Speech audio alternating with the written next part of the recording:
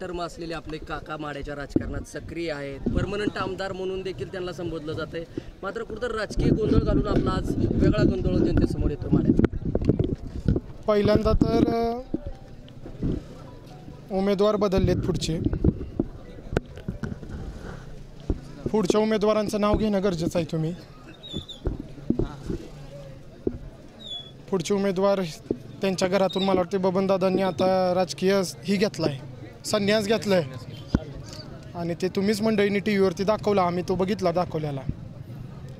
त्याच्यामुळं आता पुढचे उमेदवार हे रणजित शिंदे असणार आहेत आणि त्यांनी केलेले कार्य ह्या संपूर्ण माढा तालुक्याला माहिती आहे.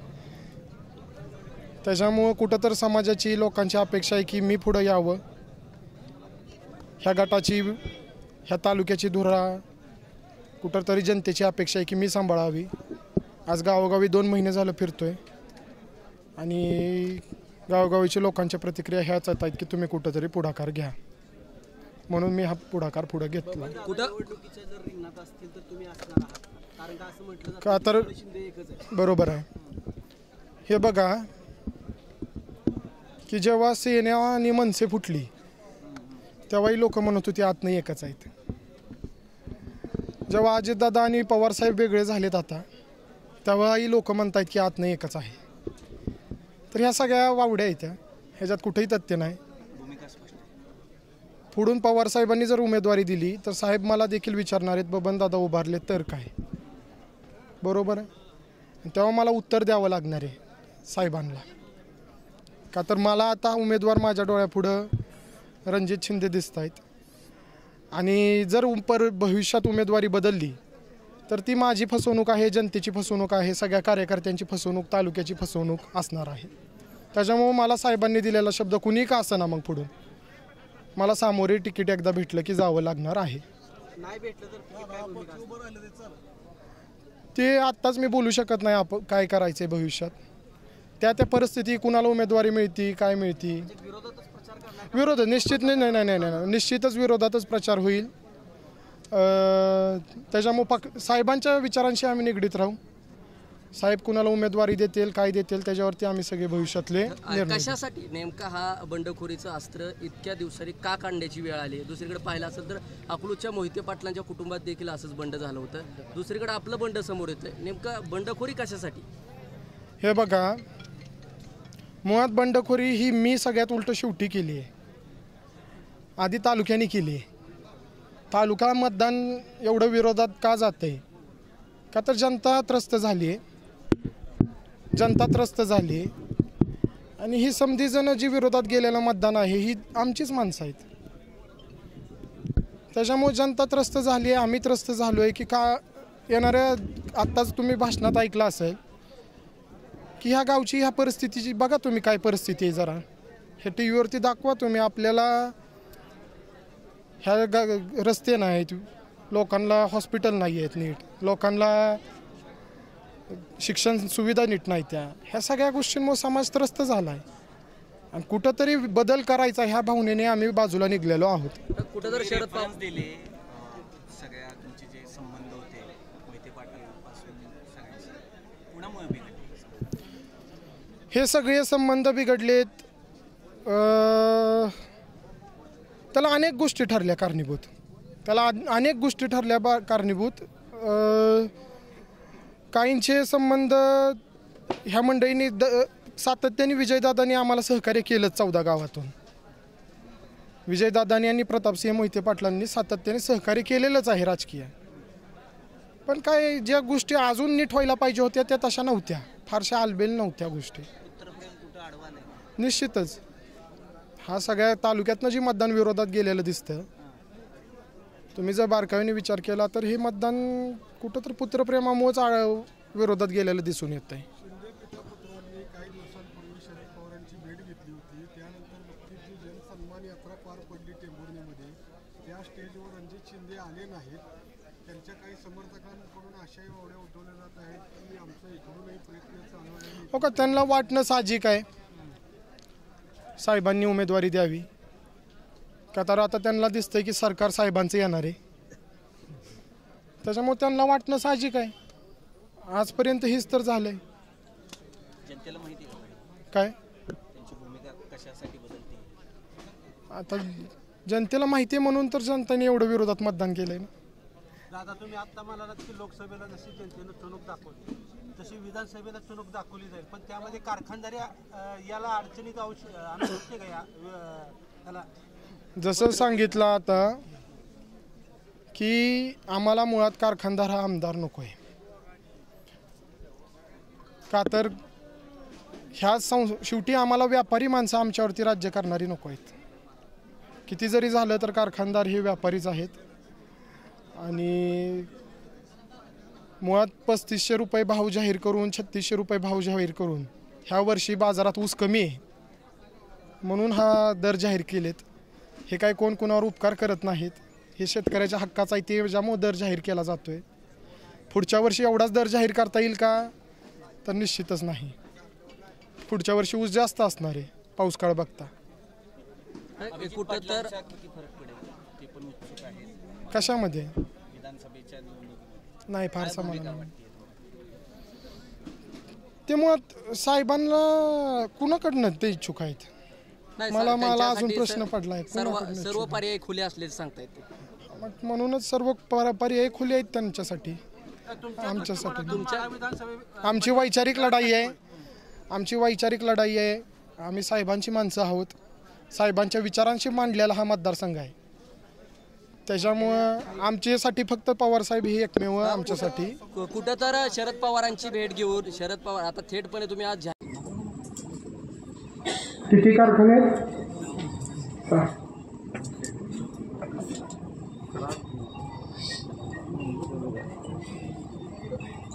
आजपर्यंत झालंय काय की कारखानदार काम करत नाही ते का तर ऊस नेतोय की आणि काम करणाऱ्याला तुम्ही मत देत नव्हता का तर ऊस नेत नाही की. हे आजपर्यंत झालेलं राजकारण होतं. हे आजपर्यंत झालेलं जर कारखानदार ऊसाचा दर जाहीर करून मतं घेत असतील तर उद्या आडतवाल्यांनी का म्हणून आम्हाला बी मतं द्या. बरोबर आहे का? तर उद्या आडतवाल्यांनी का म्हणून आम्हाला बी मतं द्या.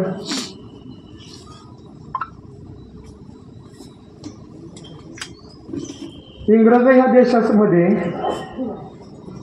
मला फार साम्य दिसतं बरं का इंग्रजांमध्ये ह्या सगळ्या सिस्टीममध्ये. बरं ह्यांना नुसती ऊसावरती मतं पाहिजेत. ह्यांना द्राक्ष बागायतदाराकडनं मतं नको आहेत. ह्यांना केळी बागायतदाराकडनं मतं नको आहेत. ह्यांना दलितांकडनं मतं नको आहेत. ह्यांना व्यापारी समाजाकडनं मतं नको आहेत. ह्यांना तरकारीच्या शेतकऱ्याकडनं मतं नको आहेत.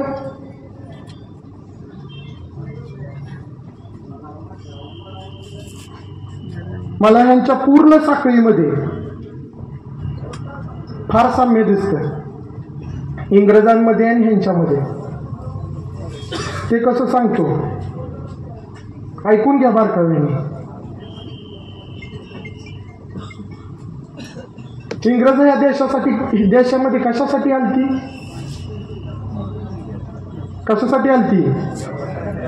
व्यापार करायला आलती. आम्ही ऊसाचे काय करतोय? साखरेचे व्यापारीच आहोत. इंग्रजांची व्यापार करणाऱ्या कंपनीचं नाव काय होतं? East India company. बरोबर. ह्या सुद्धा सगळ्या कारखानदार काय आहे की कंपन्याच आहेत त्या. बरं इंग्रजांची गावोगावी तुमच्यावरती लक्ष ठेवायला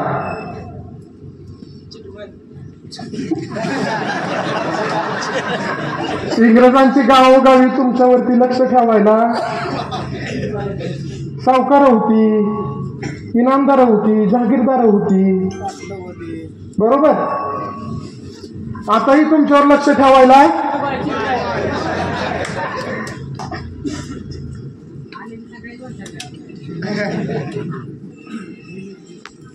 आताही तुमच्यावर लक्ष ठेवायला माणसं आहे ती. इंग्रजांची त्यांच्या सैन्यामध्ये, त्यांच्या दप्तरामध्ये, त्यांच्या कार्यालयामध्ये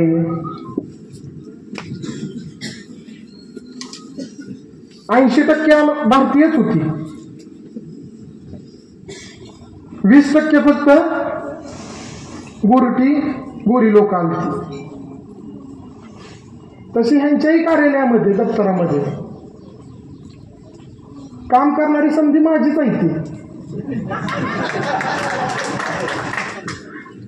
काम करणारी संधी माझीच आहे ती. पण नाईलाज म्हणून कुठली ती.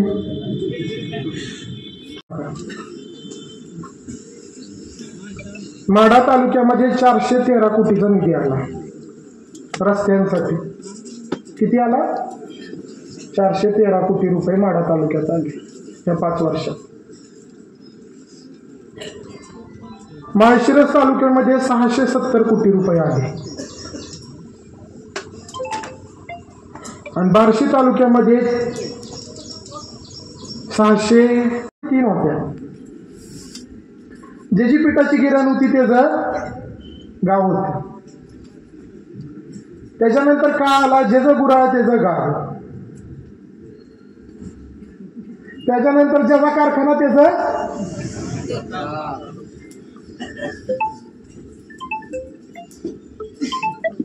पण आता काळ बदललाय. साहेबांना, आम्हाला, नवीन खासदार असतील धैर्यशील दादा, हे आमच्या सगळ्यांनाच जिल्ह्यामध्ये नवीन परिवर्तन घडवायचे.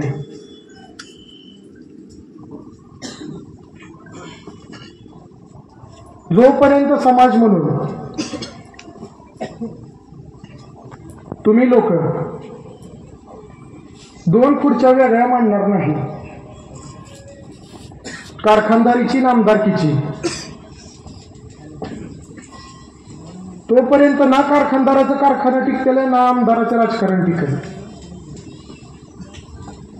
ही काळ्या दगडावरची पांढरी रेघ आहे.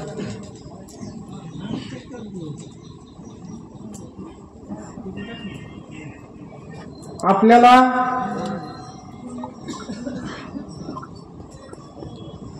त्या तालुक्यामध्ये बदल घडवायचा आहे. मी काय आकडेवारी आणली आहे.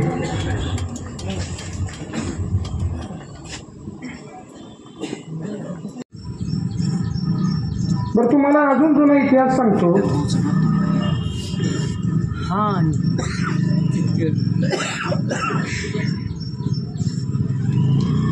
माझ्या आजोबांना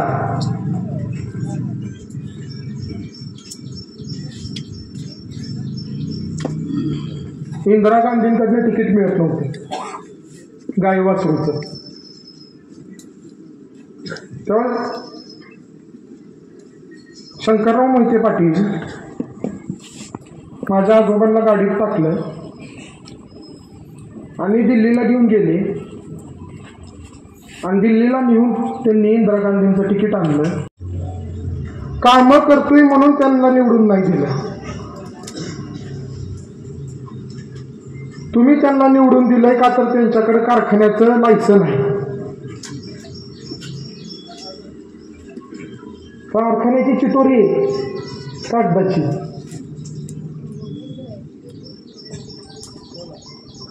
येणाऱ्या काळामध्ये सांगतो तुम्हाला, विधानसभेमध्ये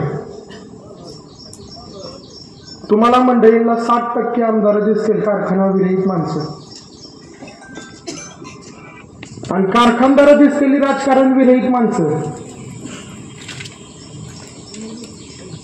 ही ह्या देशाचं, ही ह्या राज्याचं भविष्य आहे.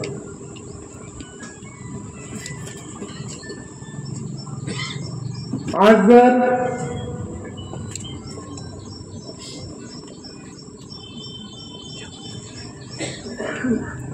तुम्ही बारकाईने विचार केला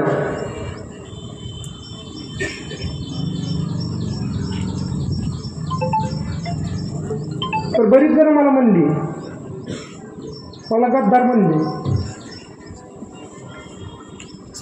का तर खासदारांना भेटून आलो. बरीच जण म्हणली की हा गद्दार आहे. कदाचित हे विसरून जात आहेत आपला सगळा इतिहास. कदाचित हे विसरून जात आहेत आपला सगळा इतिहास झालेला. जर मला म्हणली या तालुक्याचा हिने जाऊन मान घाण ठेवला, सन्मान घाण ठेवला तिथं जाऊन. कुठं जाऊन? अकलूजला.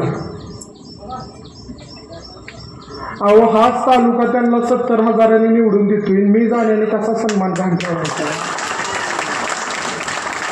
हा, तर माझं वय लहान आहे,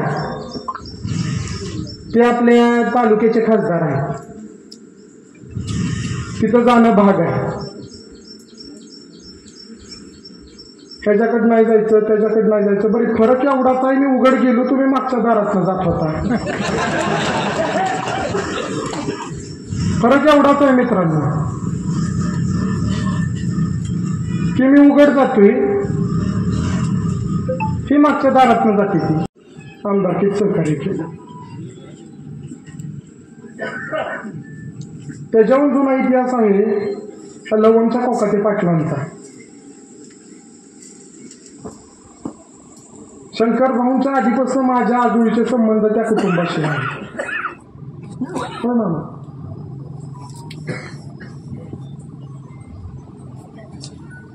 लवंगचे कोकाटे हे तालुक्याने विसरलं नाही पाहिजे.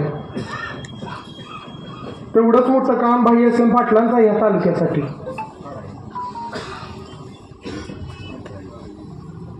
आज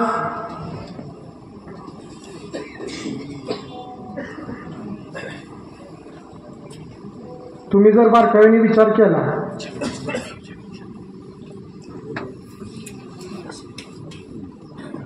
तर मी पवार साहेबांकडे तिकीट मागायला गेलतो. मी मागून आलो. साहेबांनी अजून सांगितलं नाही तिकीट कुणाला देतील. मी म्हणणार नाही मला देतील म्हणून. साहेब म्हणले नाही तिकीट कुणाला देतील, का तर आपण गावचं इतके लवकर ठरवत नाही. का ठरवतो 2 महिन्यापूर्वी. पण एवढं मात्र सांगतो, साहेब कुणाला नाही देणार हे मात्र आम्हाला साहेबांनी सांगितलं.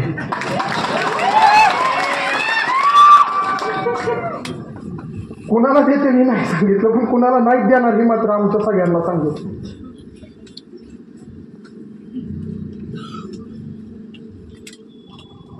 आम्हाला बदल घडवायचा आहे ह्या तालुक्यात, आणि हा बदल सर्वांच्या हिताचा असेल. कार्यकर्त्याला मी एवढंच सांगेन,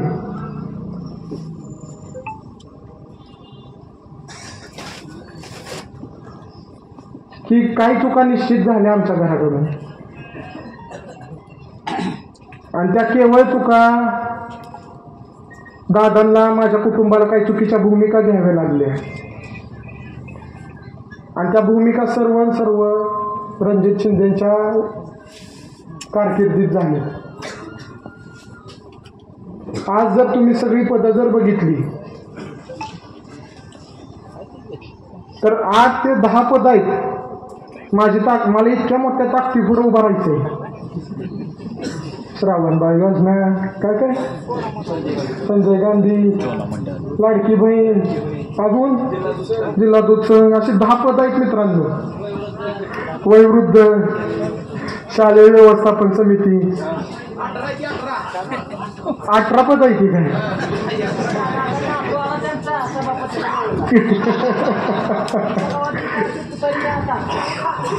त्यामुळे माझ्या पुढची ताकद फार मोठी. आत्ताच सांगितल्याप्रमाणे पक्षाकडे यंत्रणा नाही, तर कारखानच नाही तर पक्षात कुठलं. पण हीच म्हणजे आमची पवार साहेबांची यंत्रणा आहे.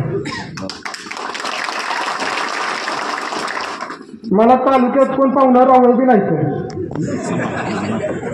त्याच्यामुळं ही संधी माझी पाहुण्याला मिळते. आज आमची काही दिवसांपूर्वी माड्यामध्ये बैठक झाली, त्याचे फोटो तुम्ही बघितले असतील. त्या मीटिंगमध्ये आमच्या बऱ्याच चांगल्या मुद्द्यांवरती चर्चा झाल्या. पक्षवाढी संदर्भात सगळ्यांनीच पक्षाचं काम करायच्या संदर्भात. ते फोटो बघितले का तुम्ही? तर फार चांगल्या पद्धतीने आमची ती बैठक पार पडली. त्यामध्ये दादा साठे होते, त्यामध्ये कोकाटे होते. झालं काय, आत्ताच एक जण म्हणलं राहिलेली कामं बी आम्हीच करणार. नाना म्हणलं आता तुम्हीच म्हणलं का नाना, केलं ते आम्ही केलं, राहिलेलं बी मी त्याच्या पुढचं सांगतो, राहिलेलंही आपण करू. जे काय राहिलं ते आपण संधी मिळून पुढं करू. आज मित्रांनो, इलेक्शनला सामोरे जाताना आपल्याला 30 वर्षाचा विकास सांगावा लागतोय, आणि तेव्हा एक इलेक्शन पार पडतंय. ही विचार करण्यासारखी गोष्ट आहे.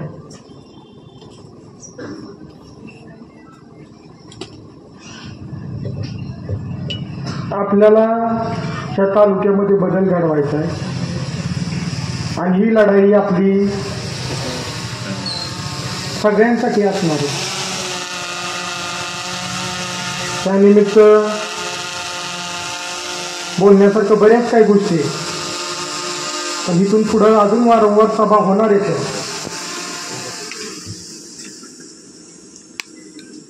प्रत्येक जिल्हा परिषद गणात एक सभा घ्यायचं नियोजित आहे, आणि त्याच्यामुळे ही पहिली सभा आपण पूर्व भागातून मानेगावातून सुरुवात केली. आज तुम्ही सगळ्या मंडळींनी, आपल्याला सगळ्यांना फार मोठं आव्हान आहे. तुतारीचं तिकीट मिळलं तरी, का तर बरीच जण तुतारीचं शालकाट पांघरून आता हिंडते ती. आम्ही बी तुतारीचं साव म्हणते ती, पण भाषणात साहेबाचा उल्लेख सुद्धा करत नाही ती. भाषणात पवार साहेबांचा उल्लेख सुद्धा करत नाही.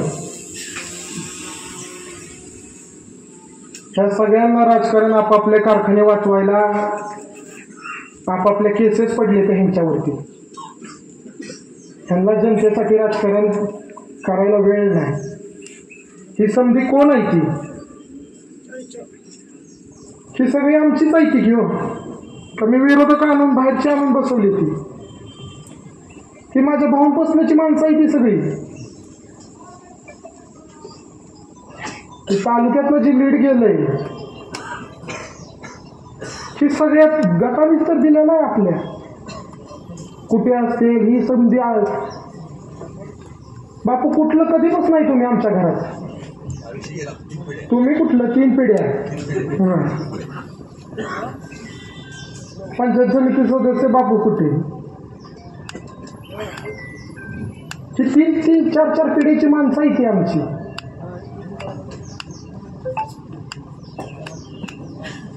विषय असा झालाय की आपण हाव तिथं खाऊ हीच आपल्याला सोडून गेले ती. आपण सगळे हाय सगळं खरं बोलतोय की.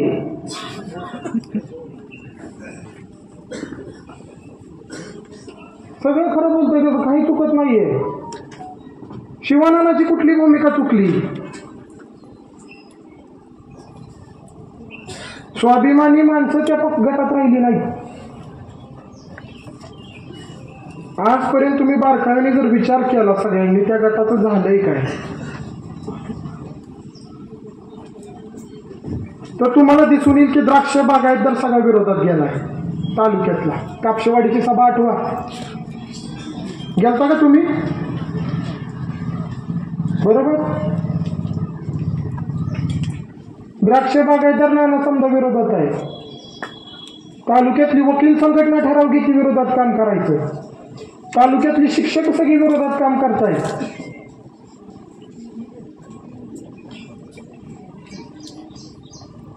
त्या पार्टीमध्ये प्रॉब्लेम झालाय की त्या पार्टीमध्ये विचार राहिले नाही बदल. पण कुठं तर समाजाने ह्या लोकसभेला बदल दाखवला म्हणून आम्ही समजेजण धाडसाने बाहेर पडलो. हो का? हे आजच का? बरीच जण विचारतात. 2 भावाभावांची जर भांडणं लागली, 2 बहीण नवरा बायकोची लागली, तर पहिल्याच भांडणात व्हायला राहते ती गाव.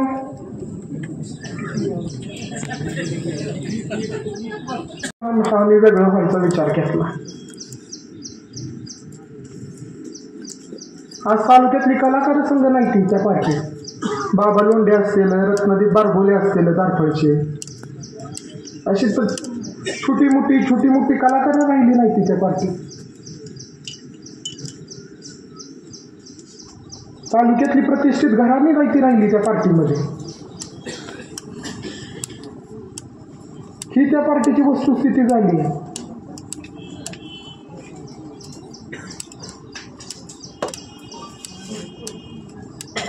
ज्या पवार साहेबांच्या पक्षात आज आम्हाला सर्वात उच्चांक स्थान होतं, आज तिथं आम्हाला वेळा मिळत नाही ते जायला.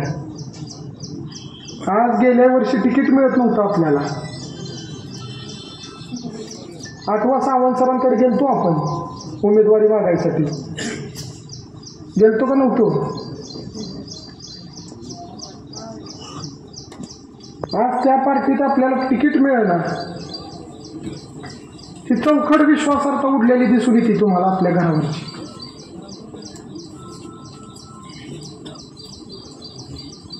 बदल त्याचे वाहक आहोत. मी ह्या निमित्त एवढंच बोलतो, एवढीच ग्वाही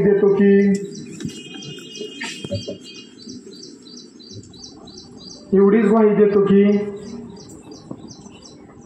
ह्या तालुक्याला तळहाताच्या फोडासारखं सांभाळीन. मला तुमच्या साथीची गरज आहे, मला तुमच्या मार्गदर्शनाची गरज आहे, मला तुमच्या आशीर्वादाची गरज आहे. कुणीही भिवू नका, एवढी मोठी इंग्रज निघून गेली. कुणीही भ्यायचे कारण नाही. ऊसासाठी, इतर अडचणींसाठी कुणी भ्यायचं कारण नाही. 150 दिवसांहून कमी गाळप आलेत कारखान्यांचे. बोचरे, काळुंगे सारखी मंडळी कारखाने घेत चालली, जी राजकारण विरहित माणसं आहेत. तुम्हाला कुठेही उसाला अडचण येणार नाही येणाऱ्या काळामध्ये, का तर कारखानदारांना आपली गरज आहे. आपल्याला कारखानदारांची फारशी गरज राहिलेली नाही.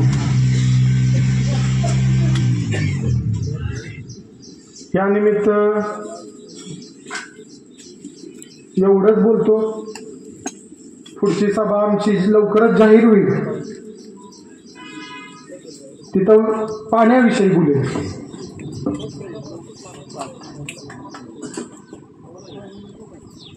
तुम्हाला सांगतो, सीनामाडा उपसा सिंचन योजनेचा मी मगाशी उल्लेख केला. मूळ गावात भिजतायत किती तुम्ही मोजलेत कधी? प्रत्यक्षात भिजतायत किती? 13 वर्षात मूळ गावं भिजतायत किती? ज्यांना नीट सगळ्या पाळ्या मिळत आहेत अशी भिजणारी गावं कधी मोजलेत तुम्ही किती? चला माझ्यावर मोजा. पिंपळनेर 1, शिरशिंग, तांबवे, सापटणे, वेनेगाव, पालवण, कनेरगाव, निमगाव.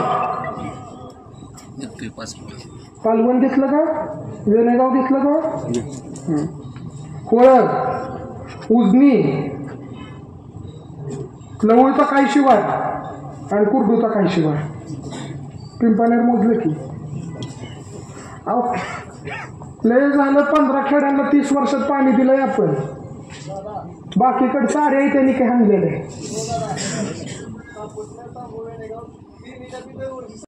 मुडलिमला येत नाही.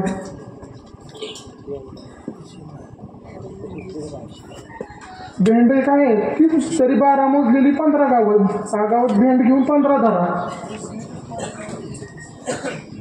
तर ही फक्त 15 खेडी आहेत ज्यांना पाणी मिळते सिनाम माडावरती. ही भयानक वस्तुस्थिती आहे. अनेक गोष्टी आहेत बोलण्यासारख्या. आणि माझ्या ह्या मुद्द्यांना कृपया कोणी टीका म्हणून समजू नका. ही वस्तुस्थिती तालुक्याची म्हणतोय, व्यथा म्हणतोय, गाथा म्हणतोय समजा. आणि जर तुम्हाला ह्या गोष्टी चालत नसतील तर हीच बदललेलं राजकारण असणार आहे का? तर तरुण पोरं राजकारणात आले.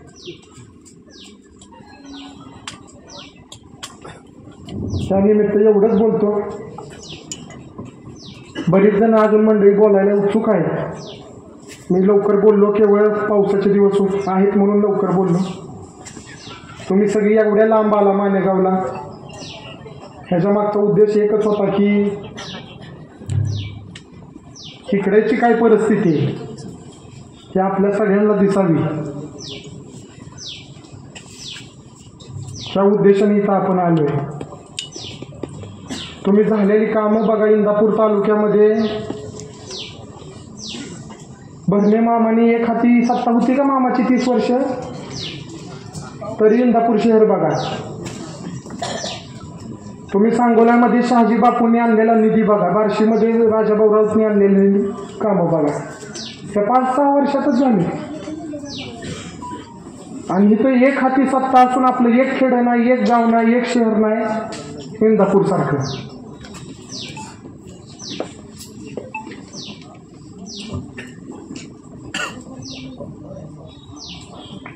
त्यानिमित्त एवढंच बोलतो आणि माझे 2 शब्द मनोगत थांबवतो. आभारी.